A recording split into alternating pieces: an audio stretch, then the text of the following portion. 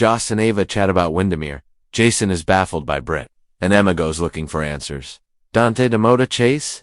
Britt started a fight with Carly, and Joss was made a sleeper agent out at Bobby's. Britt gets into a loud public fight with Jason and Carly.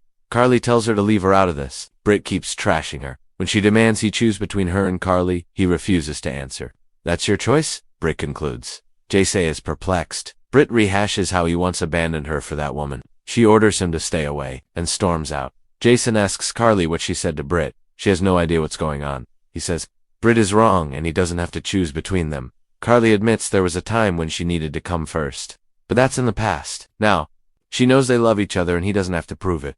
If he wants to be with Britt, that's his choice. He gets her to rehash what happened with Britt, and she is sure that the doctor was looking for a fight. If he hadn't shown up, she would have got one. He is determined to find out why Britt did this. Cullum finds Rocco doing his community service at GH. They chat until Britt arrives and gulps before interrupting. She and Cullum pretend not to know each other and then heads to her office. She demands to know what he was doing with Rocco. Proving a point, he says. He can access Rocco at any time. Britt points out how well-connected Rocco is. Even the WSB couldn't hide him. Cullum doesn't have to hide him. He could put him in Steinmauer crying. Britt insists she's cooperating and will be at the lab. Tonight he says she must comply for Rocco's sake and her own. At the Quartermain's BLQ tracks down Chase, and he fills her in on his demotion. On the plus side, they will have more free time. He thinks they should focus that on building their family. She and Gio seem to be in a good place. So it's time to get back to thinking of an adoption. She says this is sudden. He reminds her they have had many discussions about it already. When BLQ thinks he's deflecting from what happened at work, he says he thinks about having a kid all the time. They talk about how he was right about Willow and the PCPD's wrong about everything. He will have to sit the exam again if he wants to return to detecting. His wife understands if he wants to tell the department to shove it. Whatever he decides, he has her support.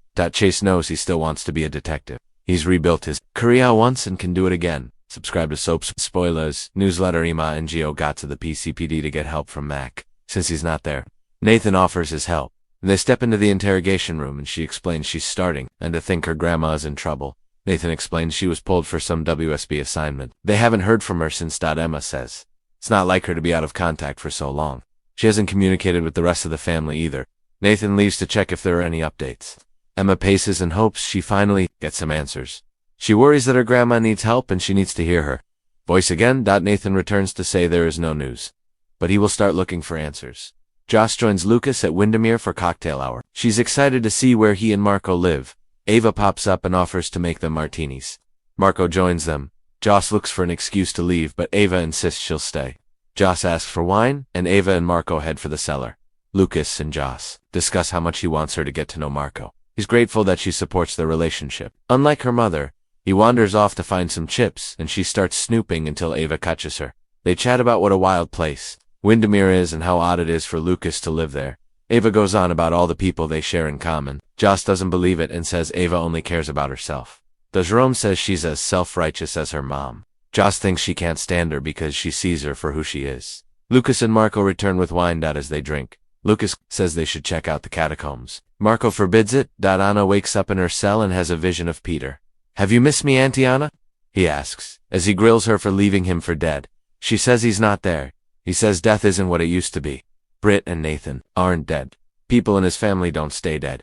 Peter tells her she couldn't keep her conscience silent forever. She yells he's not real. She watched him die. He reminds her of how many times his father fooled her. She reminds him he killed Faison and keeps repeating this isn't real. He announces his father is almost ready to show himself to her again.